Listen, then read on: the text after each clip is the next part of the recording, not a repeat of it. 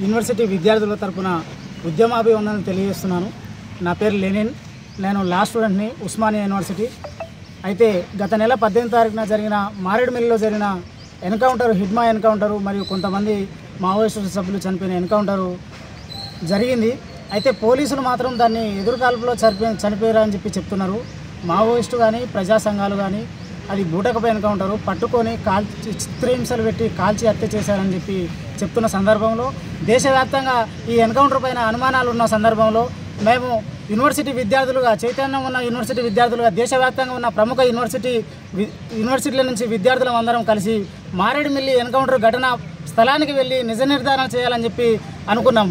అయితే దానికి సంబంధించి మేము హైదరాబాద్ నుంచి యూనివర్సిటీ ఒక బృందంగా బయలుదేరిన తర్వాత ఈ చింతూరు పోలీస్ స్టేషన్ దగ్గర పోలీసులు మమ్మల్ని అడ్డుకొని మా ప్రజాస్వామిక హక్కును కాలరాస్తున్నారు. అయితే మేము ఏం డిమాండ్ చేస్తూ ఉన్నామంటే మేము మారేడుమిల్లి ఘటనకు వెళ్ళేటట్లు మమ్మల్ని సహకరించాలని ఎమ్మటే పోలీస్ స్టేషన్ నుంచి కూడా విడుదల చేయాలని మేము డిమాండ్ చేస్తూ ఉన్నాం.